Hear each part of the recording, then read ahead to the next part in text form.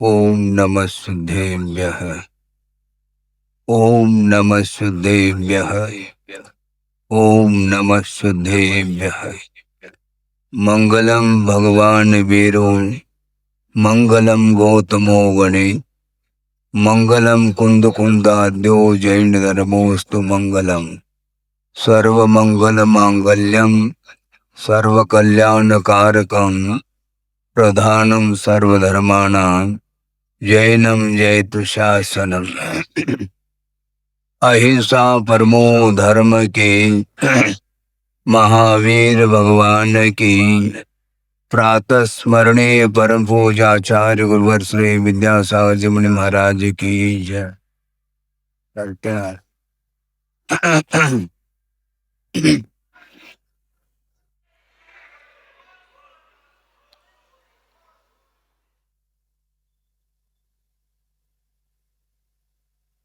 आज 10 लक्षण पर्व का प्रथम दिन है। धर्म के स्वरूप को समझने के लिए यह अवसर आया है।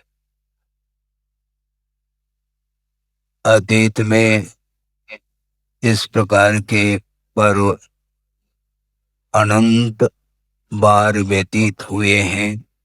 आप बिल्कुल ध्यान से एकाग्र मना हो करके सुनेंगे।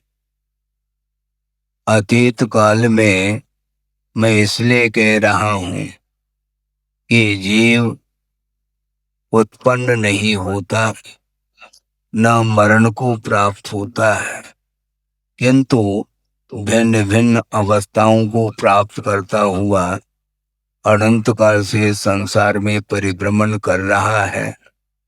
और इस बीच में अतीत में अनंत बार इस प्रकार के 10 लक्षण पर्व गुजर चुके हैं। इसके उपरांत भी कालुष भाव का अभाव अभी तक नहीं हो पाया।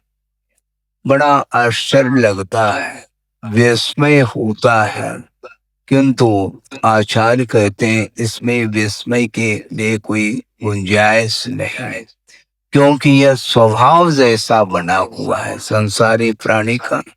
जबकि क्रोध करना, मान करना, माया और लोभ करना यह आत्मा का स्वभाव नहीं है। किंतु आत्मा का स्वभाव नहीं होते हुए भी कदम कदम पर संसारी प्राणी पर वस्तुओं को लेकर के क्रोधाधिक भाव कर लेता है, जिसके कारण धर्म का अभी तक परिचय नहीं हो पाया। धर्म का एक बार परिचय हो जाए, एक बार स्वभाव का बोध हो जाए, स्वरूप का परिज्ञान हो जाए, तो शायद क्रोधादि कषाय हमेशा हमेशा के लिए समाप्त हो सकते हैं।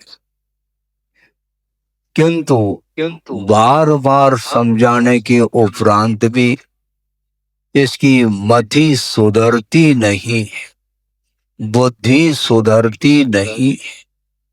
भगवान के चरणों में जाने के उपरांत भी परिणामों में यदि निर्मलता नहीं आती है, तो ऐसा कौन सा क्षेत्र है, ऐसा कौन सा स्थान है, ऐसा कौन सा वातावरण है जहां पर जा करके परिणामों में उज्ज्वलता आ सके।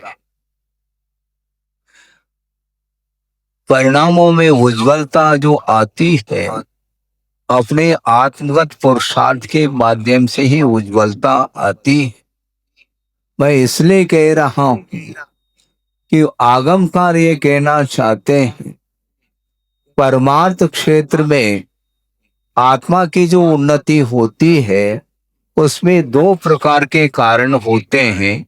एक भीतरी कारण होता है और एक बाहरी अर्थात बहिरंग कारण होता है। और बहुत गौर से आप सोचेंगे, समझेंगे, मनन चिंतन भी करेंगे, क्योंकि आप लोग शिवरार्थी हैं और शिविर में उपस्थित हैं। 10 दिन तक यह शिविर धर्म के स्वरूप को लेकर के ही यह आयोजित किया गया है। पर्व के दिनों में में निरंतर निरंतर आगम के आधार से आप लोगों को वस्तु तत्व का परिज्ञान हो सकता है यदि मनोयोग के साथ आप उस विषय को सुनते हैं। तो मैं ये कह रहा हूँ कि आत्मा का स्वरूप नहीं होते हुए भी क्रोधादि कषाय उत्पन्न होते चले जा रहे हैं। बहिरंग कारण और अंतरंग कारण को लेकर के थोड़ा सा विषय आपके सामने रखूंगा। यह प्रथम दिन है, विलंब जरूर हुआ है, इसलिए मुझे थोड़ा विलंब हो जाए कोई बड़ी बात नहीं।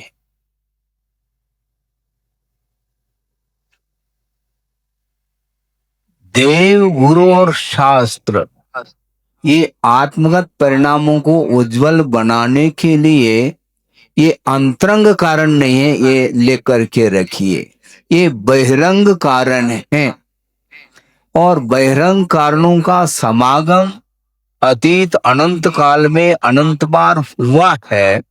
इसके उपरांत भी वह कार्य संपादित क्यों नहीं हो पाया, बहुत बड़ा प्रश्न चिन्ह खड़ा है। किंतु आचार्य कहते हैं, आगमकार ये कहना चाहते हैं, इसमें प्रश्न चिन्ह इसलिए खड़ा हुआ है कि मात्र बहिरंग कारण के द्वारा कार्य संपादित नहीं होता, किंतु बहिरंग कारण से भी महत्वपूर्ण कारण अंतरंग कारण माना जाता।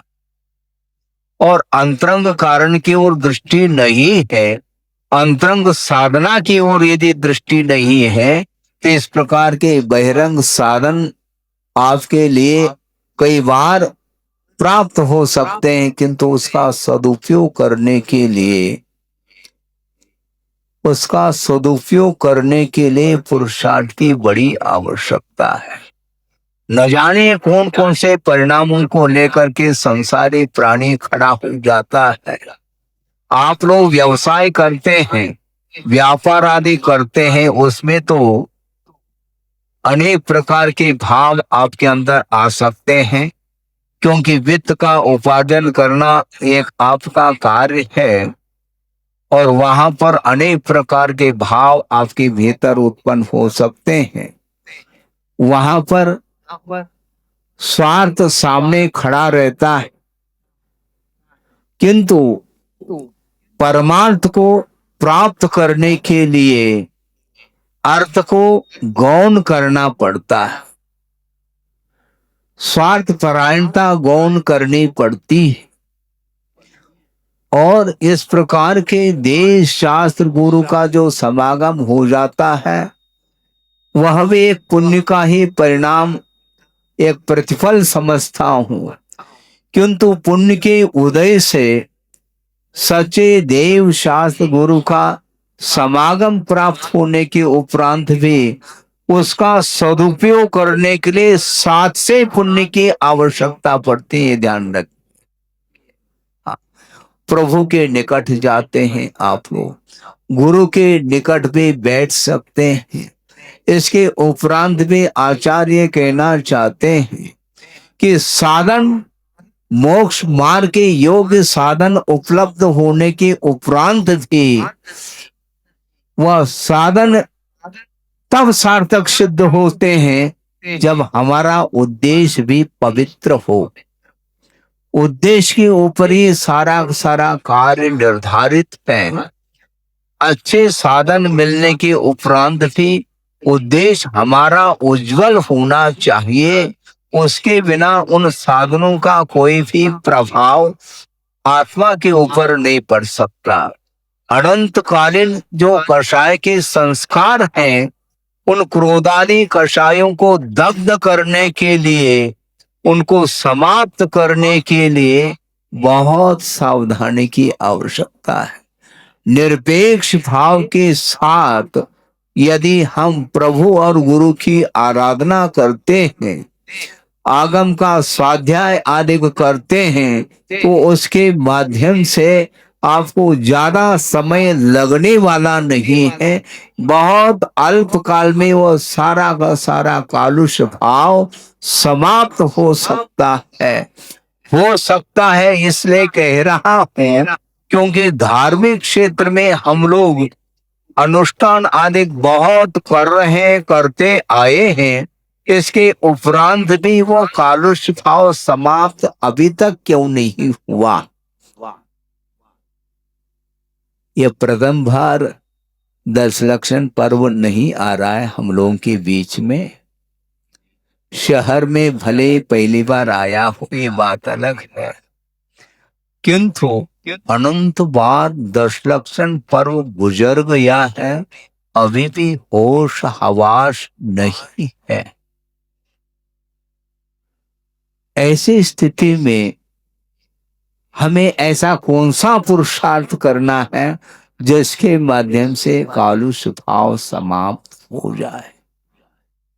संसारी प्राणी कार्य तो कर लेता है, उसके पीछे कुछ उद्देश्य अलग ही रखता है मन में। व्यवसाय करते हैं, आर्थिक क्षेत्र में, सांसारिक क्षेत्र में, उसमें अनेक प्रकार के उतार चढ़ाव आपके मन में भावों की अपेक्षा से आ सकते हैं, किंतु धार्मिक अनुष्ठान करते समय आपका और कोई भी उद्देश्य नहीं होना चाहिए।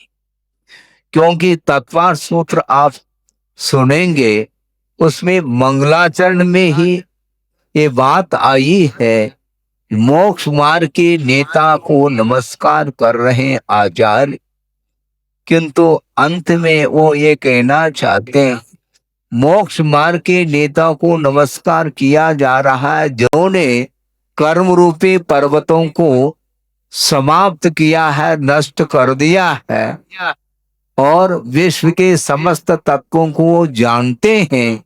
यथार्थ ज्ञान के माध्यम से जिन्हें तत्व का बोध हो चुका है, जो सर्वज्ञ हैं, ऐसे प्रभु की वंदना की जा रही है।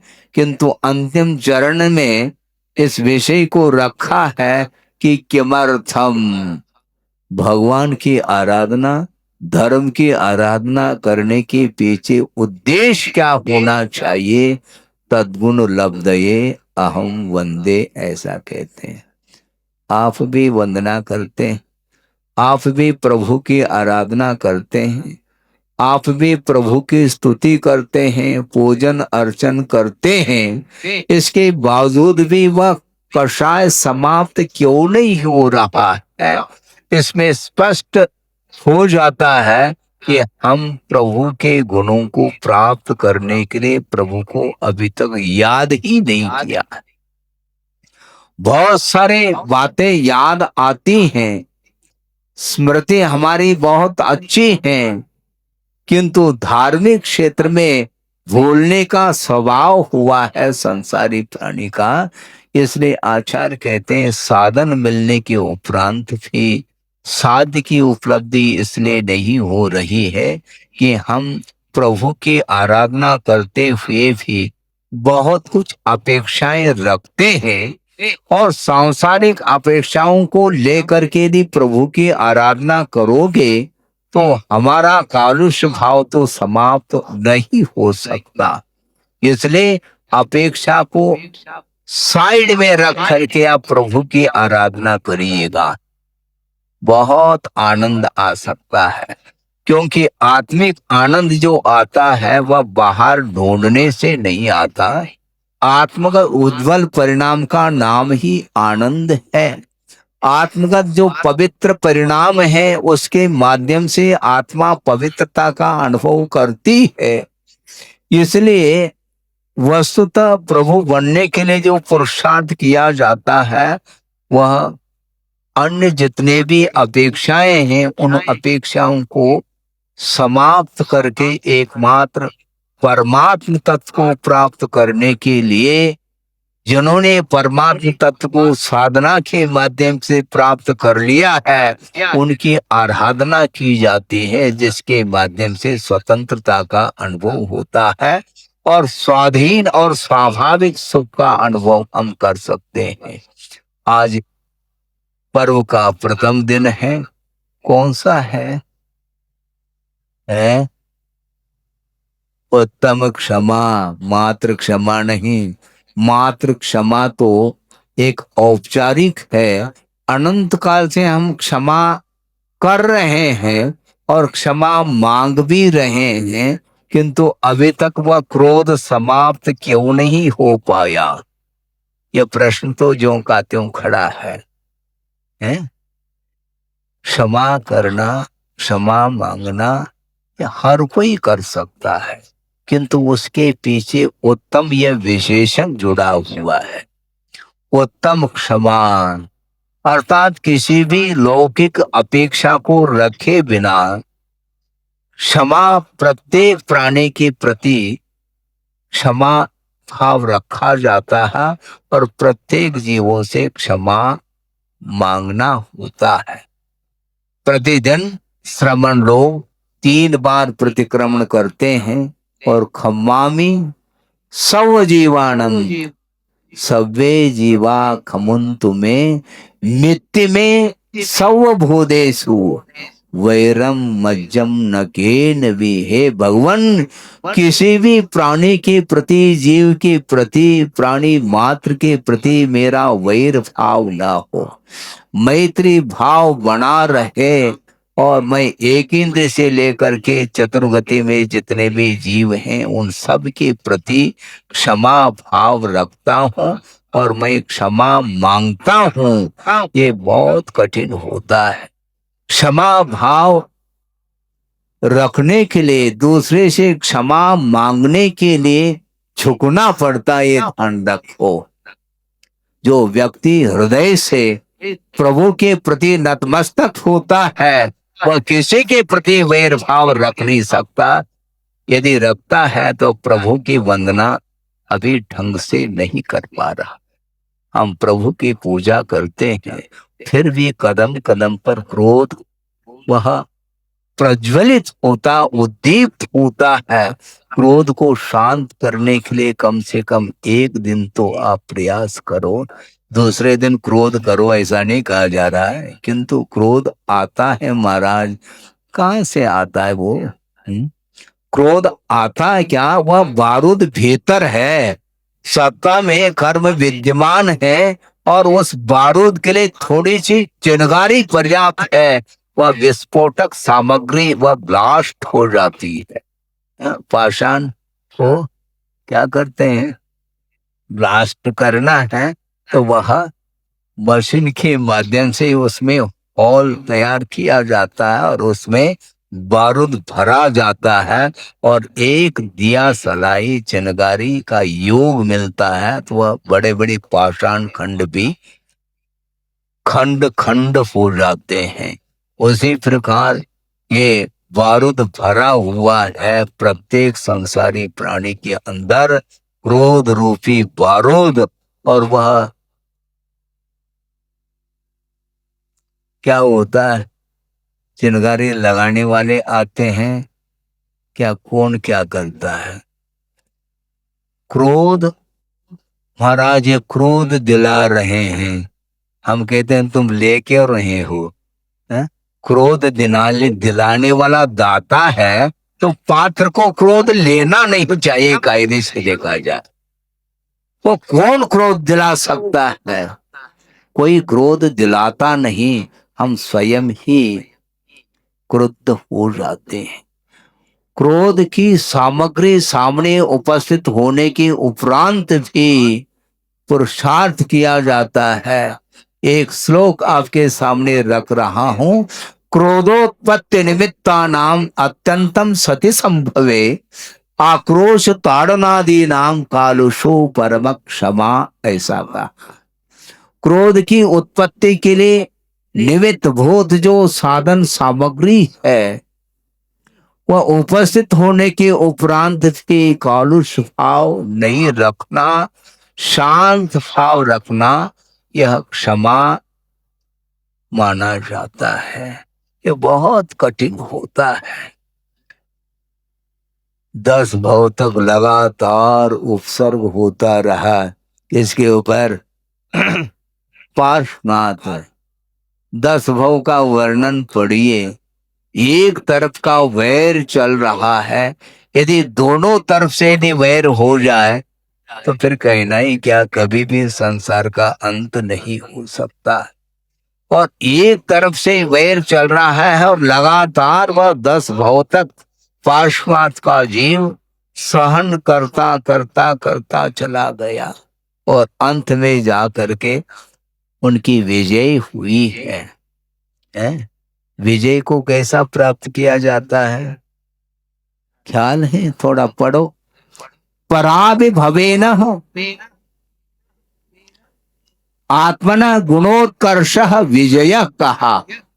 दूसरे के द्वारा तिरस्कृत होने के उपरांत थे आत्मा के गुणों का उत्कर्ष किया जाता, उसका नाम विजय है।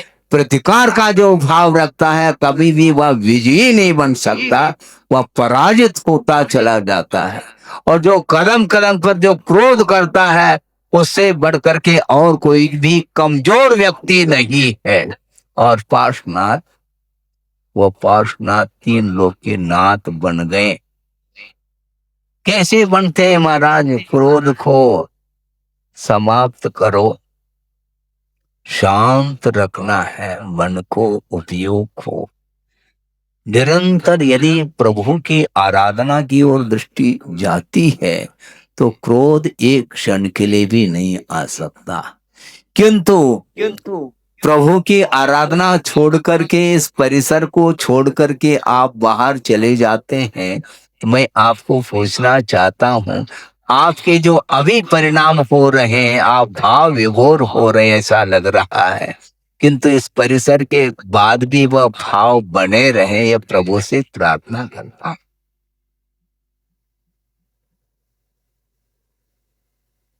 बहुत कठिन होता है ये अंतरंग साधना के बिना ये संभव नहीं।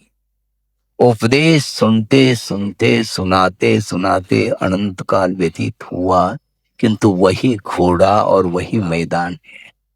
सब संस्कार समाप्त हो जाते, धार्मिक संस्कार क्षण मात्र में समाप्त हो जाते हैं, किंतु सांसारिक जो अज्ञान, जो मोहजन्य संस्कार है, वह अनंत काल से चले आ रहे हैं आत्मा के साथ। इसलिए उनको समाप्त करने के लिए अपने को पुरुषार्थ करना है। समीचीन पुरुषार्थ के बिना यह संभव नहीं। और समीचीन पुरुषार्थ वही उसी को बोलते हैं जो बहिरंग साधना के साथ, शारीरिक तप के साथ वह अंतरंग साधना में जब उतर जाता है, तब मोह की अंत्येष्टि हो पाती है? अंत्येष्टि समझते हैं आप? जब अवसान हो जाता है तो शरीर को जलाने के लिए ले जाते हैं, उसको अंत्येष्टि बोलते हैं। तो अनंत बार ये शरीर मिला और इसकी अंत्येष्टि अनंत बार हो चुकी है, किंतु क्रोध की, वाण की, माया और लोभ की अंत्येष्टि अभी तक नहीं हो पाई है। इसलिए अपने को समझना है कि धर्म की आराधना करो जिसके माध्यम से मोह समाप्त हो सकता है। बहुत कठिन है, अपेक्षा को समाप्त करना बहुत कठिन हो जाता। और जिसके अंदर तिल तुछ मात्र भी यदि अपेक्षा नहीं है, निश्चित रूप से क्रोध का अभाव हुए बिना रह नहीं सकता। अपेक्षा को लेकर के एक प्रसंग आपके सामने रख रहा हूं कि छात्र पढ़ रहा है और विद्या अध्ययन करके वह पास हो चुका है, 80 नंबर लेकर के आया है। इसके बाद भी अपेक्षा है किसकी? माता पिताओं की, कि 90 नंबर लेकर के आता तो अच्छा था।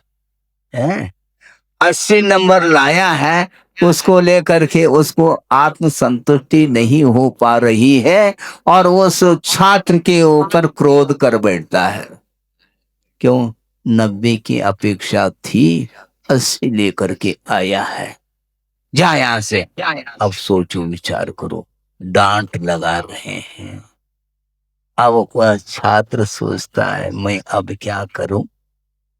इस प्रकार होने से कई बार छात्र के मन में, समझ रहे हैं आप, वो डिप्रेशन में आ जाएगा और सुसाइड करने का भी मन हो सकता है। ये किसके कारण हो रहा है? अपेक्षा के कारण हो रहा है। कम से कम 80 नंबर लेकर के आया है, कम से कम इसको लेकर के उसके प्रति एक सहानुभूति सद्भावना का भाव जागृत होना चाहिए था, किंतु वो तो दूर रहा और उसके ऊपर आक्रोश हो रहा है। ये अपेक्षा, अपेक्षा की जहां पूर्ति होती है तो वहां पर तो संसारी प्राणी क्रोध नहीं करता है, किंतु इसका नाम क्षमा नहीं है। क्षमा उसको बोलते हैं निरपेक्ष भाव के साथ किसी के प्रति वैर भाव नहीं रखना, यह क्षमा मानी जाती है। उत्तम क्षमा इसी को बोलते हैं। और जहां अपेक्षा रहती है उसके प्रति, मान लो अपेक्षा की पूर्ति भी हो जाए तो भी वह कृतज्ञता ज्ञापित नहीं करता। समस्या तो एक और है। एक और छोटा सा प्रसंग आपके सामने रखूं। एक व्यक्ति सड़क से गुजर रहा है और साथ में उसका बेटा भी है, और जाते जाते उस व्यक्ति के मुख पर पसीना आ गया तो उसने पसीना पोंछने के लिए जेब में से क्या रुमाल निकाल करके पोंछता है, और उस समय एक जेब का 10 का नोट गिर जाता है। और किसी को ज्ञात नहीं, न बेटे को ज्ञात है न खुद को ज्ञात है, वह जा रहे हैं। और पीछे से एक सज्जन व्यक्ति आ रहे थे, उन्होंने सोचा कि इन्हीं का ये नोट गिरा हुआ है, इसको देना चाहिए। जा करके उनको दे दिया। सुन रहे हैं आप? देते ही उसको क्या बोल रहा? थैंक यू, धन्यवाद आपके लिए। और वह चला गया व्यक्ति। और वह व्यक्ति जो पिताजी थे अपने बेटे को क्या कर रहे हैं, इतना भी ध्यान नहीं तुम्हें है? 10 का नोट गिर गया, 100 का नोट गिरता तो इतना भी ध्यान नहीं। वो डांट रहे हैं। क्यों डांट रहे हैं? क्योंकि बेटे से अपेक्षा है, और जिसने वो नोट दे दिया उसके लिए तो धन्यवाद, क्योंकि उसके प्रति उसकी कोई अपेक्षा थी नहीं, और बिना अपेक्षा के ही उसने जब दिया तो उसके लिए तो धन्यवाद बोल रहा है, और अपने बेटे के प्रति क्रोध हो आ रहा। सोचो, इसी को बोलते हैं अपेक्षा। इस प्रकार भगवान से भी आप अपेक्षा रख सकते हैं। हाँ, रखते हैं क्या नहीं? हाँ महाराज, क्यों नहीं रखते। इन दिनों में दुकान अच्छी नहीं चल रही है। हाँ, हम कहते हैं चक्का लगा दो फिर दुकान अच्छी चलेगी। है? दुकान अच्छी चल जाए, दुकान मकान अच्छा चले, हमारा परिवार फला फूला रहे, इस उद्देश्य को लेकर के यदि मान लो आप छत्र भी चढ़ाओगे तो ध्यान रखो उसका प्रतिफल आपको कुछ नहीं मिलने वाला, क्योंकि आपने अपेक्षा रखी है। अपेक्षा के साथ भगवान की आराधना नहीं होती, किंतु कर्म क्षय के उद्देश्य को लेकर के प्रभु की आराधना की जाती है। और गुरु की आराधना भी केवल तद्गुण लब्धये। हे भगवान, अनंत कालीन जो गुण आत्मा के अंदर व्यक्त नहीं हो पा रहे हैं, उनको उद्घाटित करने के लिए मैं आपको स्मरण में ला रहा हूं। इस प्रकार यदि निरपेक्ष भाव के साथ यदि धर्म की आराधना करते हैं तो क्रोधादि कषाय बहुत जल्दी समाप्त हो सकते हैं। किंतु करे कौन है? महाराज आप ही करके दे दो। हाँ, हम करके दे दें तो फिर भगवान तो सबको एक साथ ही यहाँ से ऊपर ले जाएंगे, ये ध्यान रखो। है? अनंत तीर्थंकर हो चुके हैं, इसके उपरांत भी हम यहीं पर घूम रहे हैं। इससे स्पष्ट है कि हम चाहते क्या हैं। है? हम क्या चाहते हैं? वही चाहते हैं जो अनंत काल से करते आए हैं। धर्म का स्वरूप अभी तक ज्ञात नहीं हुआ हमें। कुंडलपुर की बात है, जहां तक मुझे स्मरण है उस समय क्षुल्लक अवस्था में होगा मैं, और दशलक्षण पर्व था। और उस समय एक व्यक्ति आए, बहुत जल्दी में थे वो, आप तो नहीं जल्दी में, वो बहुत जल्दी में थे, और उन्होंने गुरुदेव को नमोस्तु करके कहा कि महाराज बहुत संक्षेप में, क्योंकि गाड़ी चूक न जाए, इसलिए धर्म का स्वरूप अति संक्षेप में हम सुनना चाहते हैं। तो गुरुदेव ने कहा बहुत अच्छी बात है, कम से कम आ तो गया, ग्राहक आ तो गया, कम से कम जल्दी में कोई बाधा नहीं। अति संक्षेप, हाँ बहुत अच्छी, अति संक्षेप कर रहा हूं। धर्म का स्वरूप क्या है महाराज? धर्म का स्वरूप बता रहा हूं, सुनो। अभी तक इस संसारिक प्राणी को जो अच्छा नहीं लगा है उसका नाम धर्म है, जो अभी तक अच्छा लगा है उसका नाम अधर्म है। इससे बढ़कर के और कौन सी अति संक्षेप परिभाषा हो सकती है, स्वरूप हो सकता है? अभी तक संसारिक प्राणी को क्या अच्छा लगा?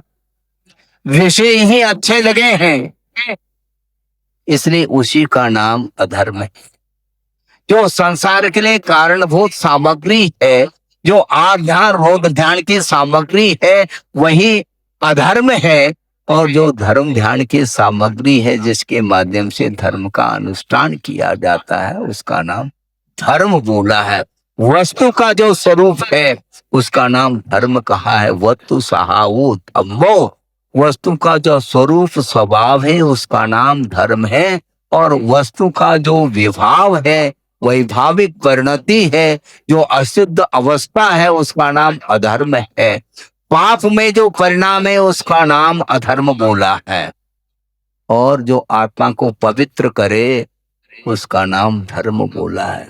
हाँ, धर्म का स्वरूप लिखने मात्र से काम नहीं चलने वाला। आप नोट्स करो, कुछ भी करो, किंतु जेब में जो नोट है उसको पहला त्याग कर लो।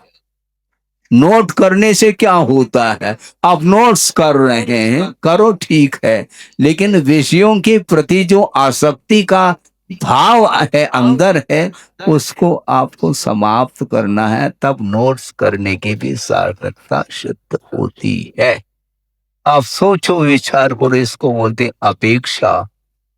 अपेक्षा जब तक बनी रहेगी तब तक वह चारित्र हाथ नहीं लगने वाला है, क्योंकि चारित्र उसको बोलते नानस फलम वेखा, ऐसा कहा आचार्यों ने।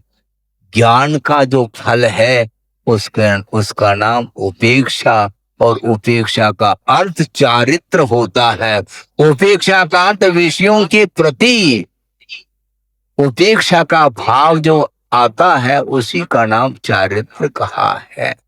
और चारित्र के बिना कषायों का श्रवण संभव नहीं है। इसीलिए वस्तुतः अपेक्षा के साथ संसारी प्राणी जी रहा है। बहुत कुछ वर्णन करने के लिए विषय है, किंतु समय भी तो चाहिए। मजबूरी के साथ क्षमा नहीं हो सकती, ये भी ध्यान रखना है। मान लो किसी का धक्का लग गया, पैर लग गया मान लो, तो वह क्या क्या करता है? आई एम सॉरी, क्षमा करना। लेकिन वो भी बहुत होशियार है। यदि मान लो जिसका पैर लगा है, यदि कमजोर है मान लो, फिर हाथ दिखाता है, क्षमा नहीं मांगता। और यदि मान लो बलवान है, कोई बात नहीं, ये तो लगता है कोई खास बात नहीं, क्षमा कर रहा है, मतलब उसके प्रति बलवान व्यक्ति है इसलिए क्षमा, और कमजोर है तो हाथ दिखाना, इसका नाम क्षमा नहीं है, ध्यान रखो। उत्तम क्षमा कहा है। कोई भी व्यक्ति हो उसके प्रति क्षमा भाव रखा जाता है, क्योंकि जान बूझ करके कोई इस प्रकार करता नहीं, और कर भी ले तो भी उसके प्रति शत्रुता का भाव नहीं रखा जाता है, क्योंकि शत्रु वस्तुतः बाहर नहीं है। बाहरी जो व्यक्ति हैं वे शत्रु और मित्र की परिकल्पना उनके प्रति होती है आप लोगों की, किंतु आचार्य कहते हैं वह बाहरी व्यक्ति न मित्र है न शत्रु है।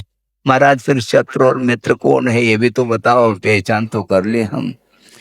आत्मगत जो कालुष्य भाव है, पापमय परिणाम है, वे ही हमारे शत्रु है, ये ध्यान रखे। और आत्मगत जो पवित्र भाव है वे ही हमारे लिए बंधु हैं। पाप को शत्रु घोषित किया और 10 लक्षण धर्मी हमारे लिए बंधु हैं। बहुत दिन से कोई व्यक्ति नहीं आए थे मित्र, वो आ गए। कभी आ गए आप, उनके प्रति देखो वार्ता कैसी होती है, जैसे वह वस्तुतः बंधु हो। वो बंधु नहीं, बाहरी व्यक्ति, न वह मित्र है न शत्रु है न कोई बंधु है, कोई भी नहीं, किंतु वस्तुतः शत्रु और मित्र आत्मगत परिणाम है। आत्मगत जो उज्जवल भाव है, रत्नत्रय में भाव है, धर्म है, वह धर्मी हमारे लिए बंधु हैं। और आत्मगत कालुष भाव का नाम शत्रु कहा है।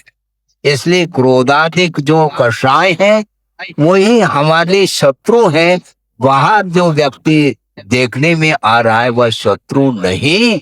इस प्रकार निरंतर पार्श्वनाथ भगवान के मन में ये परिणाम चलते रहे, तब कहीं जा करके कमठ के प्रति उनका कोई भी वैर भाव नहीं रहा। सोचो विचार करो, किंतु संसारी प्राणी कदम कदम पर ये हमारा शत्रु है और ये हमारा मित्र है, इस प्रकार वह परिणाम करता है। ये ठीक नहीं माना जाता। महाराज ठीक तो नहीं माना जाता, लेकिन करें क्या, उपाय तो बताओ। फिर कोई बात है, उपाय बताओ आप कह रहे हैं, किंतु आगम सामने होते हुए भी वह भाव क्यों उत्पन्न नहीं हो रहे। शुरुआत में हमने बात कही थी, बहिरंग साधन और अंतरंग साधन को लेकर के।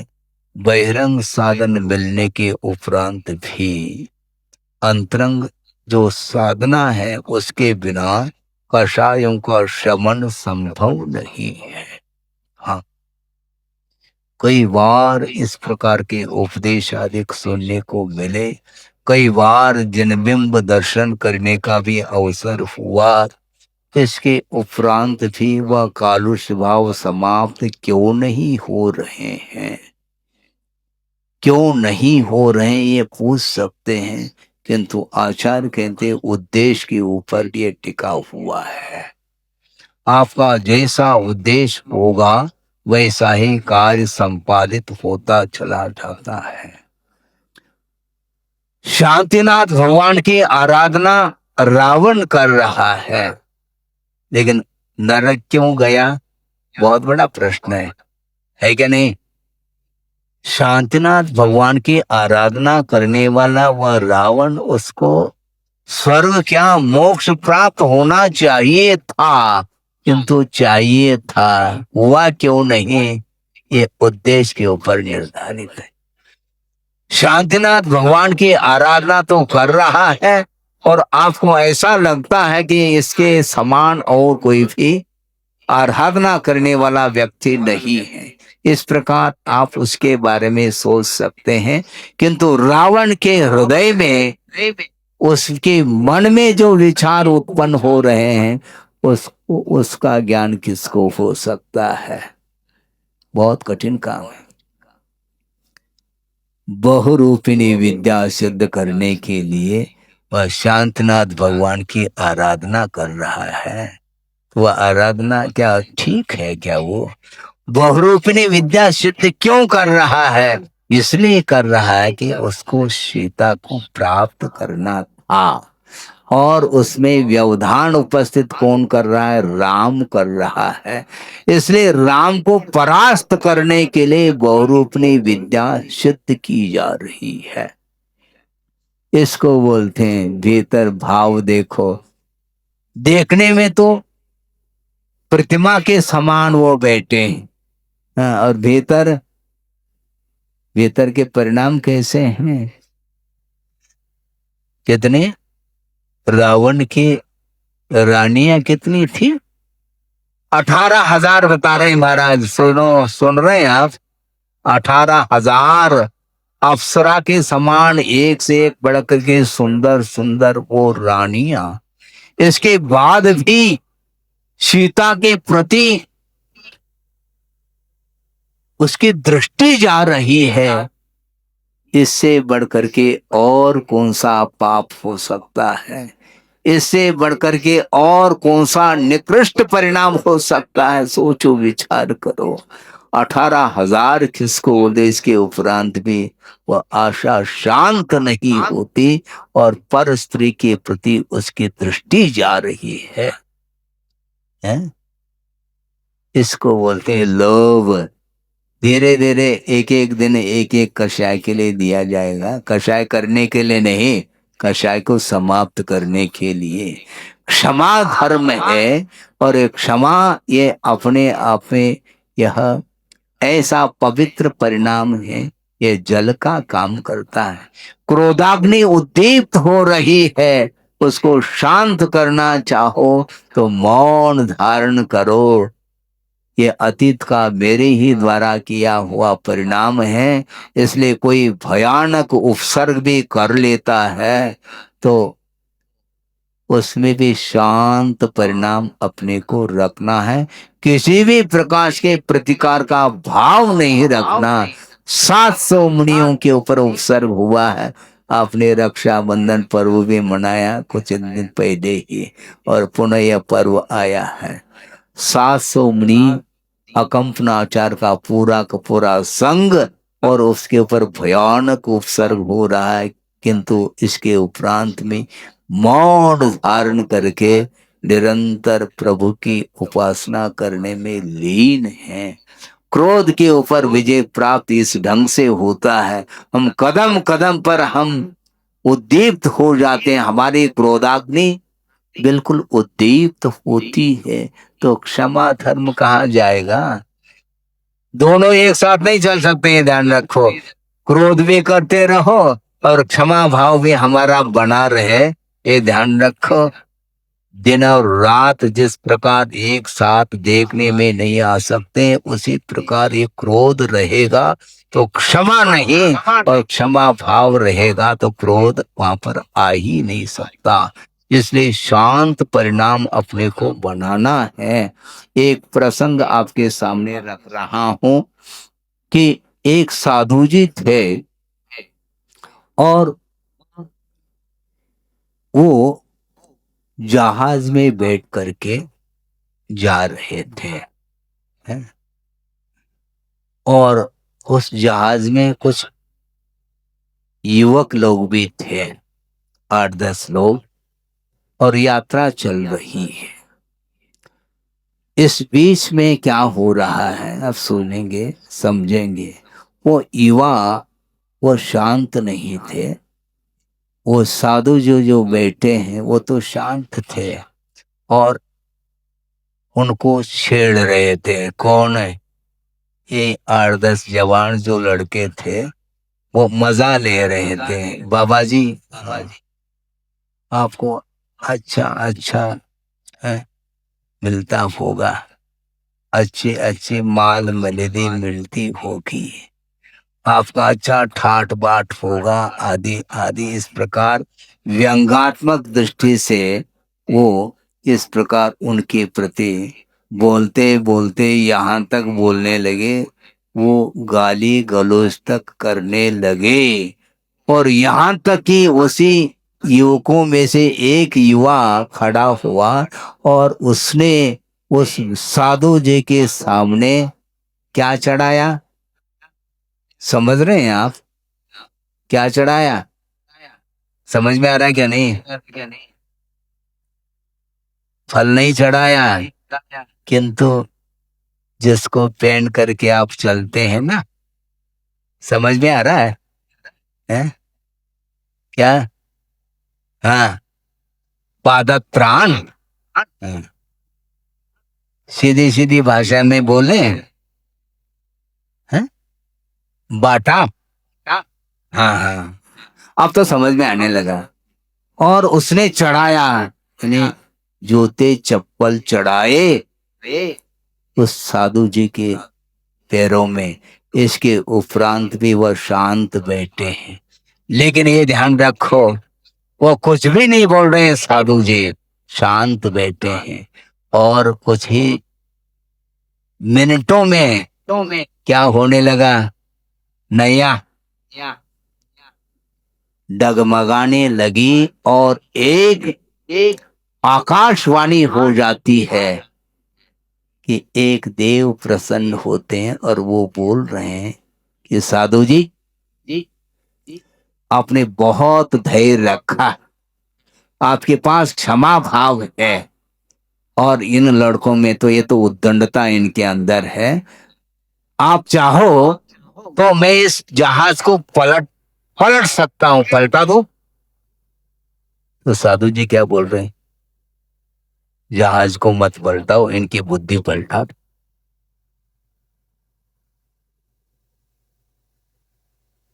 जहाज को मत पलटाओ, इनकी बुद्धि सुधर जाए। इसको बोलते हैं क्षमा भाव। अभी भी वो उनकी बुद्धि को सुधारने में लगे हैं, किंतु प्रतिशोध की उनके अंदर कोई भावना जागरूक नहीं हो रही। ये प्रैक्टिकल पेपर है, ये ध्यान रखो। क्षमा क्षमा कहना अलग वस्तु, किंतु प्रयोगात्मक धर्म है। प्रयोग करने के लिए बैठेंगे तो शायद 2 जीरो मिल सकते हैं। लिखने के लिए तो आप 10-10 पृष्ठ लिख सकते हैं। क्षमा धर्म के ऊपर अच्छे साहित्यिक शब्दों में उपदेश दिया जा सकता है, किंतु प्रसंग आने पर क्षमा भाव धारण करना बहुत मुश्किल है। मन यह नहीं हो पाता, इसलिए ये होना चाहिए। पूर्वा पर विचार किए बिना बहुत जल्दी संसारी प्राणी धैर्य खो बैठता है। धैर्य है ही नहीं। दूसरे के द्वारा तिरस्कृत होने के उपरांत भी आत्मा के गुणों को उत्कर्ष करना, यह क्षमा या अथवा इसको बोलते हैं विजय। हमें दूसरे के ऊपर विजय प्राप्त नहीं करना है, किंतु आत्म तत्व के ऊपर विजय प्राप्त करना है। आत्मा के गुणों का जो उत्कर्ष है वह कैसा होता है, दूसरे के द्वारा तिरस्कार होने के बावजूद भी शांत, ओम शांति है। ओम शांति इसको बोलते, कोई प्रतिकार नहीं। प्रतिकार करने से ही संसारी प्राणी कर्म का बंध करता है। इन शॉर्ट में मैं ये कहना चाह रहा हूं, प्रतिकार का भाव ये और ध्यान है, ध्यान रखो बंधुओं। हाँ, प्रतिकार का क्यों भाव करें, उसको शांति से सहन करना साम्य भाव के साथ या धर्म ध्यान माना जाता है।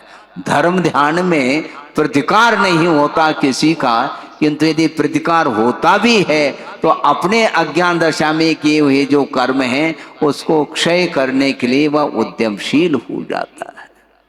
कर्म क्षयार्थम कहा, कर्म क्षय करने के लिए ही आत्मा की उपासना की जाती है, धर्म की उपासना की जाती है।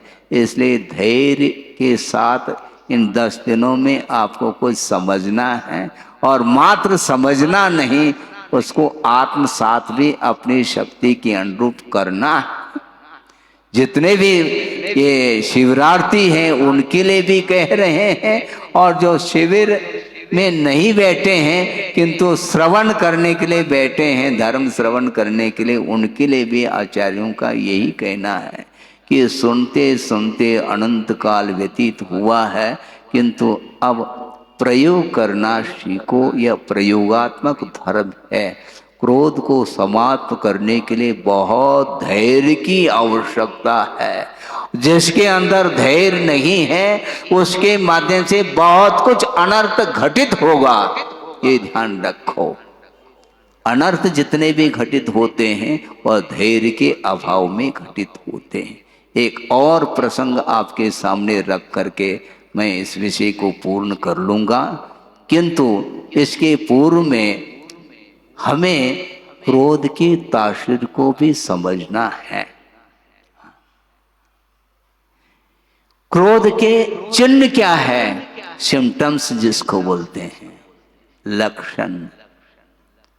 क्रोध के चिन्ह कौन से हैं बताया जा रहा है। अपप्रशंसन करणम पूज्य सुई दोष गहन शीलतम वेर धरणम च सुईरम तीव्र कषायान लिंगान। ये तीव्र कषाय के लिंग अर्थात चिन्ह हैं। कौन से? आत्म प्रशंसा का भाव। आप ध्यान से सुने। ख्याति, लाभ, पूजा, अपनी प्रशंसा, इसको बांध बुन करके रखो, साइड में रखो। जिस प्रकार श्रमण लोग केश लोच करते हैं, बालों को उखाड़ते हैं, उसी प्रकार आत्मा की प्रशंसा के भावों को उखाड़ करके फेंक दो, तब क्रोध के ऊपर विजय प्राप्त होगा। हंसी खेल थोड़ी। आत्म प्रशंसा का भाव रखना यह तीव्र कषाय की ये पहचान है, ऐसा आचार्य कह रहे हैं, मैं नहीं कह रहा हूं। मैं जो भी यहाँ पर आपके सामने बोलने के लिए बैठा हूं, बिना आगम के आधार के मैं एक अक्षर भी नहीं बोलूंगा, ये ध्यान रखो। आगम में लिखा हुआ है, आप पढ़िए तो सही। आत्म प्रशंसा का भाव रखता है, ये तीव्र कषाय का ये चिन्ह है। दूसरे की निंदा करना ये तो कषाय है ही, किंतु मान लो कोई व्यक्ति ऐसा भी हो सकता है कि वह दूसरे की निंदा नहीं कर रहा है, किंतु आत्म प्रशंसा में जो लगा हुआ व्यक्ति है वह भी उतना ही पतित होता चला जाएगा। आत्म प्रशंसा के भाव आते क्या नहीं है? अरे भगवान की आराधना करो, तुम्हारी पूजा होगी। तुम पूजा क्यों चाहते हो? तुम आराध्य हो सकते हो, भगवान की आराधना तो करो ढंग से।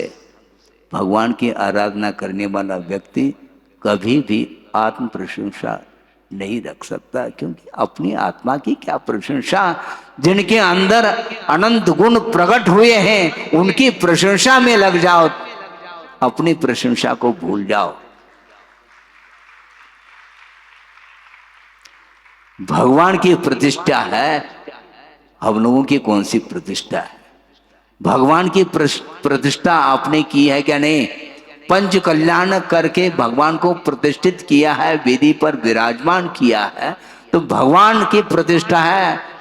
हमारी कौन सी प्रतिष्ठा है? किंतु संसारी प्राणी कदम कदम पर अपनी प्रतिष्ठा की बात करता है।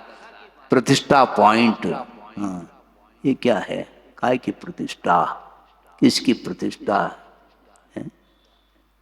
भगवान की आराधना तो करो, अपनी आत्म प्रशंसा का भाव रखना ये वस्तुतः तीव्र कषाय के ये चिन्ह है, ऐसा कहा है।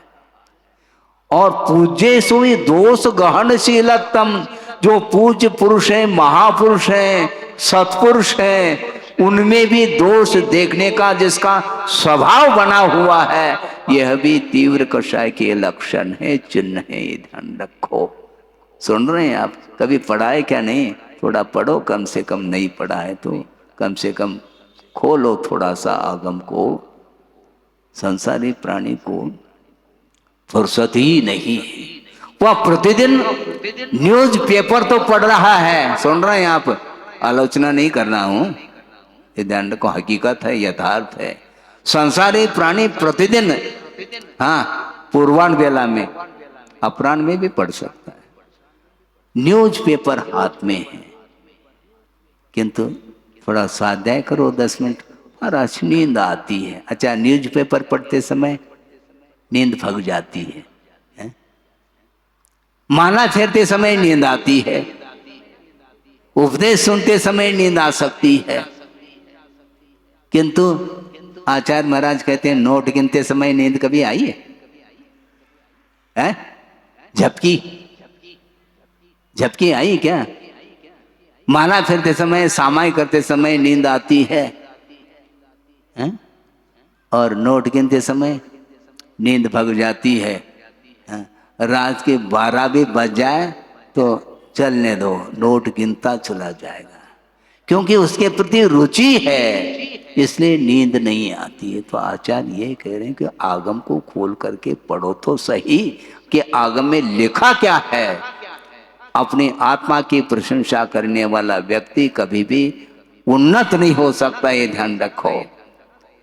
आत्मोन्नति यदि होती है तो उसके अंदर सौम्य भाव रहते हैं। किसकी प्रशंसा, किसकी निंदा? अपनी आत्मा की निंदा करने वाला व्यक्ति ही उन्नत हो सकता है। और प्रतिदिन श्रमण लोग 3 बार प्रतिक्रमण करते हैं। निंदामी गरहामी अपानम कहते हैं, वो अपनी आत्मा की निंदा और गर्हा करते हैं। हम दूसरे की आलोचना, दूसरे की निंदा करने के लिए खड़े हैं और अपनी आत्म प्रशंसा का भाव रखते हैं, उसका कभी भी विकास न हुआ न होगा। बहुत कठिन काम है। और पूज्य पुरुषों में गुण ही गुण देखने को मिलते हैं, इसके उपरांत भी दोष देखने का स्वभाव जिसका है वह उससे बढ़कर के और कोई भी व्यक्ति है, इससे बढ़कर के और किस व्यक्ति के अंदर कषाय आ सकते हैं? कषाय की चरम सीमा हो गई है। गुणी को देकर के प्रमोद भाव उमड़ करके आना चाहिए, किंतु गुणों को देखते हुए भी ईर्ष्या के कारण गुण सामने नहीं आते उसके। अपने अंदर राई बराबर भी यदि गुण नहीं है, उसको प्रदर्शित करने का भाव रखता है। और जो अनंत गुणों के धारक प्रभु अथवा जो गुरु हैं, उनके गुण सामने नहीं आते। इससे बढ़कर के और कौन अभागा व्यक्ति होगा? उसका जीवन कभी भी उन्नत नहीं हो सकता। और वैर धरणम च सुईरम कहा, चिरकाल तक जो व्यक्ति वैर धारण करता है, ये सारे सारे परिणाम ये तीव्र कषाय के ये चिन्ह माने जाते हैं। ये सिम्टम्स है, समझो, विचार करो। अपने बेटे बेटे अपने भीतर कब कब किन किन निमित्तों को लेकर के कौन कौन से परिणाम होते रहते हैं, उसका परिणाम क्या निकलेगा मालूम है? परिणाम क्या निकलेगा? आगम के अनुरूप ही निकलना। आगम में जो लिखा है, जिसका जैसा स्वभाव है, प्रकृति जिसको बोलते हैं, उसका परिणाम उसी ढंग से निकलता है। इसलिए निरंतर संसारी प्राणी क्रोधादि कषाय करने करके अपने परिणामों को कलुषित करता चला जा रहा है, इसलिए उसका उत्थान नहीं हो सकता। तो मैं एक छोटा सा प्रसंग आपके सामने रख रहा हूं कि पूर्वा पर विचार किए बिना जो कार्य करता है, उसके द्वारा महान अनर्थ घटित होता है, ध्यान रखें। राजा श्रेणिक है, सुनो, राजा श्रेणिक है और रानी चेलना, प्रसंग रख रहा हूं। रानी चेलना शयन कर रही है और शयन करते करते उसके मुख से कुछ शब्द निकल गए। कौन से? वो क्या करता होगा? सुन रहे हैं आप? वो क्या करता होगा? इस प्रकार 2-3 बार उसके मुख से शब्द निकले और राजा श्रेणिक जाग रहा था और उसके रोम रोम में आग लग गई उन शब्दों को सुन करके। अरे ये क्या बोल रही है? जिसके ऊपर मेरा गर्व था, विश्वास था, और यही इसके मुख से वो ये बोल निकल रही, वो क्या करता होगा? निश्चित रूप से इसकी आसक्ति, चेलना की आसक्ति किसी अन्य पुरुष में जरूर है। इस प्रकार उसके अंदर भाव उत्पन्न होने लगे और सुबह उठते ही उसने सोचा अब ठीक नहीं रहेगा और राजकुमार को बुला रहा है और क्या कहा, जल्दी करो, विलंब नहीं करना, मैं समोशन जा रहा हूं भगवान की वंदना करने के लिए और अविलंब इस महल को खाक भस्म सात कर देना, जला देना इसको। इस प्रकार कह करके चले गए। और राजकुमार सोच रहा है, ये राजा है, राजा की आज्ञा आदेश है और साथ साथ पिताजी है। मैं इनकी आज्ञा का उल्लंघन कैसा करूं? आज्ञा का उल्लंघन करूं, आदेश का मैं उल्लंघन करूं तो उसका क्या परिणाम निकलेगा, भगवान ही मालिक है। वह ऊहापोह में सोच रहा है। अब कुछ न कुछ तरकीब अपने को निकालनी पड़ेगी, क्योंकि उल्लंघन तो मैं नहीं कर सकता। अब सोचो, सैनिक पहुंच गए हैं कहां पर? आदेश तो दे दिया राजकुमार को, अपने बेटे को, इस अंतःपुर को भस्मसात करना है। और वो स्वयं समोसन में पहुंचा है और वहां पर देशना दिव्य ध्वनि खिल रही है और वहां पर सदियों की प्रशंसा हो रही है। उस देशना में सदियों की चर्चा हो रही है। और बैठ जाता है सैनिक और जिज्ञासा रखता है कि भगवान, आप सतियों की चर्चा कर रहे हैं और उसमें भी देशना में ये बात आई है कि चेलना, रानी चेलना सतियों में अग्रणी है, धर्मनिष्ठ है, सत्यनिष्ठ है। इस प्रकार देशना में बात सुनने को मिल रही है। उसको सुन करके राजा सैनिक बोला, भगवान हमें विश्वास नहीं हो रहा है, इसलिए क्योंकि कल परसों की ही बात है कि उसके मुख से रात में ऐसे वचन निकले नींद में कि उसका क्या होगा, उसका क्या होगा। क्या ये शब्द सतीत्व के प्रतीक है? क्या सतीत्व के विपरीत है?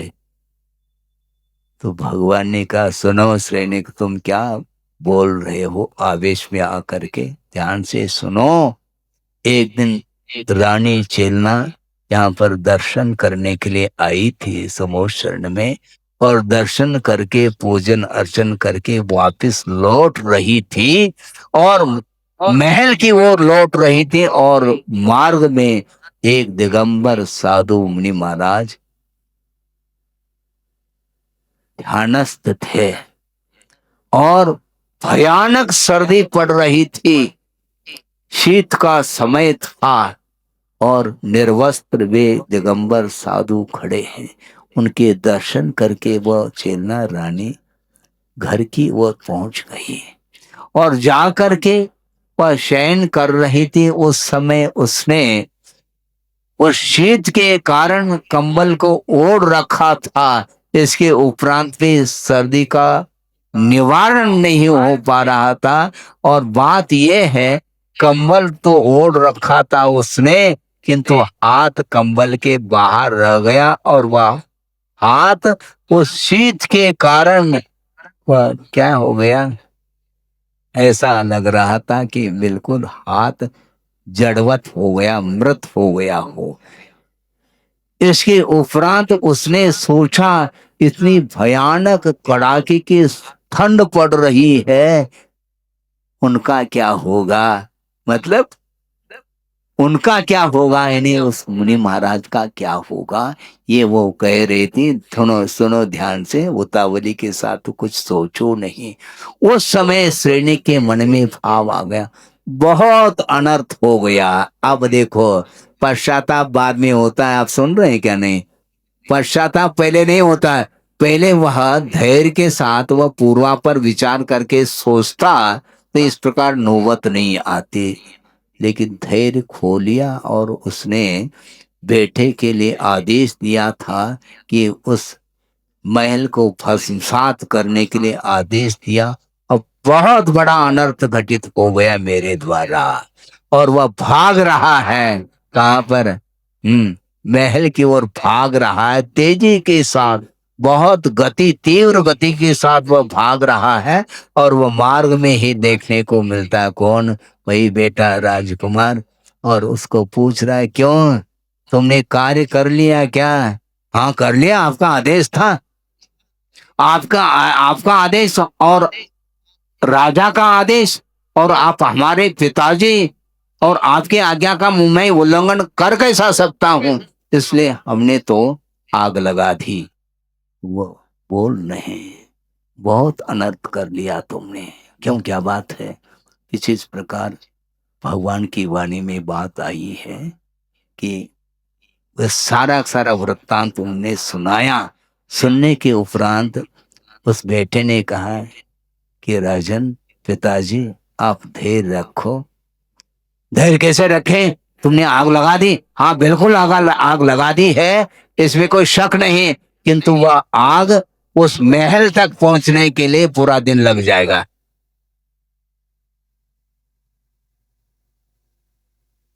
समझ में आ गई बात? क्योंकि उतावली के साथ करने से ऐसी ही दुर्घटनाएं घटती है।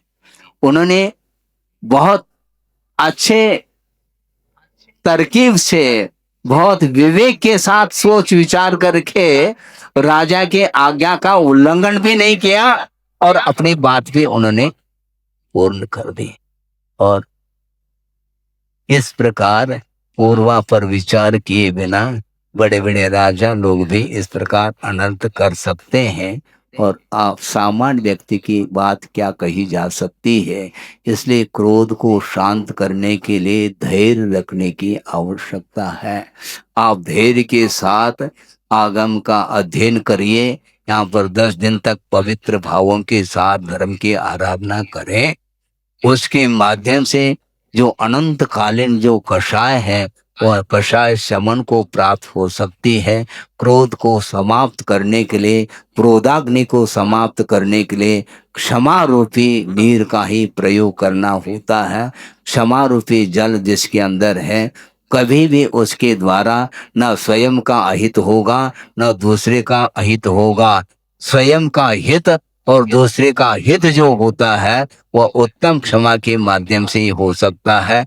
इसलिए प्रत्येक व्यक्ति के अंदर वह क्षमा भाव निरंतर आता जाए और क्षमा धर्म की आराधना करते हुए अपने भावों को पवित्र बनाने का पुरुषार्थ करें।